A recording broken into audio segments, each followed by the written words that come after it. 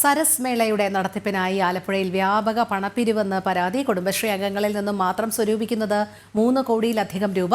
പണം നൽകാത്തവരുടെ നിക്ഷേപത്തിൽ നിന്നും 100 രൂപ പിടിച്ചെടുക്കാൻ കുടുംബശ്രീ ഭാരവാഹികൾക്ക് CDS ചെയർപേഴ്സന്റെ നിർദ്ദേശം. ശബ്ദ സന്ദേശം ജനം ടിവിക്ക്. നമ്മുടെ ഓരോ കുടുംബശ്രീ അംഗങ്ങൾക്കുമാണ് ഉള്ളത്. കൂപ്പൺ പിരിവുമായി ബന്ധപ്പെട്ട് പല വാർഡുകളിൽ നിന്നും ഉള്ള വിഷയങ്ങളുണ്ട്. അതിലൊന്നും നമുക്കൊന്നും ചെയ്യാൻ കഴിയുകയില്ല. ജില്ലാ മിഷന്റെ കർശന നിർദ്ദേശമാണ് ഒരു കുടുംബശ്രീ അംഗം 100 രൂപയുടെ കൂപ്പൺ എടുക്കുക എന്നുള്ളത്. നമ്മൾ ഇതുവരെയും ജില്ലാ മിഷൻ ആയാലും CDS ആണെങ്കിലും താഴെത്തട്ടിലെ കുടുംബശ്രീകളിൽ ഒരു പിരിവ് ഇതുവരെയും നടത്തിയിട്ടില്ല. നമ്മൾ വാർഡുകളിൽ എന്തെങ്കിലും ചികിത്സാ സഹായവുമായി ബന്ധപ്പെട്ട പിരിവുകൾ ADSന്റെ നേതൃത്വത്തിൽ നടക്കുന്നതല്ലാതെ ആദ്യമായിട്ടാണ് നമ്മൾ മിഷന്റെ നേതൃത്വത്തിൽ വാർഡുകളിൽ ഈ കൂപ്പൺ വിതരണം ചെയ്ത് പൈസ എടുക്കുന്നത്. ജിജീഷ് കരുണാകരൻ ചേരുന്നു വിവരങ്ങളുമായി. ജിജീഷ്, സരസ് മേളയോടനുബന്ധിച്ച് വലിയ രീതിയിലുള്ള അനധികൃത പണപ്പിരിവ് നടക്കുന്നതായിട്ടുള്ള വിവരങ്ങളാണ് പുറത്തുവരുന്നത്. കുടുംബശ്രീ പ്രവർത്തകരോട് നിർബന്ധിച്ച് കൂപ്പൺ എടുക്കാൻ ആഹ്വാനം ചെയ്യുന്ന CDS ചെയർപേഴ്സന്റെ ശബ്ദ സന്ദേശമാണ് നമ്മൾ കേട്ടത്. ഇതിനു മുൻപും ഇത്തരത്തിൽ ഈ കുടുംബശ്രീക്കാരെ ഭീഷണിപ്പെടുത്തിക്കൊണ്ടുള്ള പണപ്പിരിവ് പലപ്പോഴും നടക്കുന്നുണ്ട്. ഇവർ പങ്കെടുക്കണമെന്ന് നിർബന്ധപൂർവ്വം പറയുന്നുണ്ട്. ഇല്ലെങ്കിൽ തുടർ നടപടികൾ ഉണ്ടാകും എന്നുള്ള രീതിയിൽ തന്നെയാണ് പലപ്പോഴും വരുന്നത്. ഇക്കാര്യത്തിലും ഇതുതന്നെയാണ് ഇവർ പിന്തുടരുന്നത്.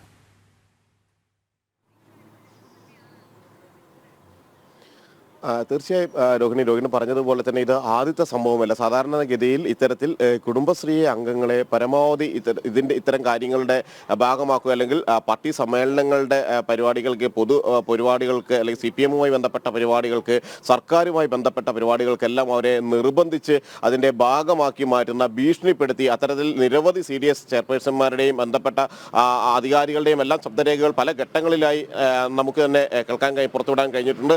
അത്തരത്തിൽ ഏറ്റവും ഒടുവിലാണ് ഈ ഒരു ശബ്ദ സന്ദേശവും അതുമായി ബന്ധപ്പെട്ട നീക്കങ്ങൾ കൂടി പുറത്തു വരുന്നത് എന്നതാണ് ഏറ്റവും പ്രധാനം. അതായത് ആലപ്പുഴയിൽ നടക്കുന്ന സരസ് മേളയുടെ നടത്തിപ്പിനായിട്ടാണ് ഈ പണപ്പിരിവ് നടത്തുന്നത്. ഓരോ കുടുംബശ്രീ അംഗങ്ങളും 100 രൂപ വീതം നൽകണമെന്ന നിർദ്ദേശമാണ് നൽകുന്നത്.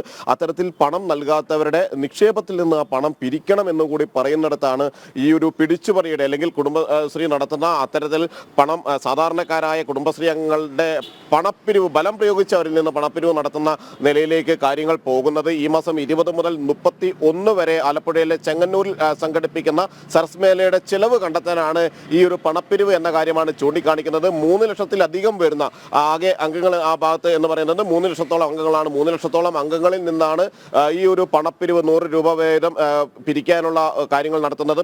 പണം നൽകാത്തവരുടെ കുടുംബശ്രീയിലെ നിക്ഷേപത്തിൽ നിന്ന് നമ്മൾ നേരത്തെ സൂചിപ്പിച്ചതുപോലെ തന്നെ അത്തരത്തിൽ പണം ഈടാക്കണം എന്ന കാര്യം കൂടി സൂചിപ്പിക്കുന്നു. കാരണം ഇത്തരം ഒരു നിർദ്ദേശം വന്നപ്പോൾ തന്നെ അതിനെതിരെ വലിയ പ്രതിഷേധങ്ങൾ ഉയർന്നിരുന്നു. എല്ലാവരും എന്തിനാണ് ഇത്തരം കാര്യങ്ങൾക്ക് പണം നൽകുന്നത്, അല്ലെങ്കിൽ സാധാരണക്കാരുടെ ഫണ്ടിൽ നിന്ന് എന്തിനാ പണം ഈടാക്കുന്നു എന്നൊരു പ്രസക്തമായ ചോദ്യം തന്നെയായിരുന്നു പരാതിക്കാർ പല ഘട്ടങ്ങളിലും ഇതുമായി ബന്ധപ്പെട്ട ആരോപണങ്ങളിൽ പല ഘട്ടങ്ങളിലും ഉയർത്തിയിരുന്നത്.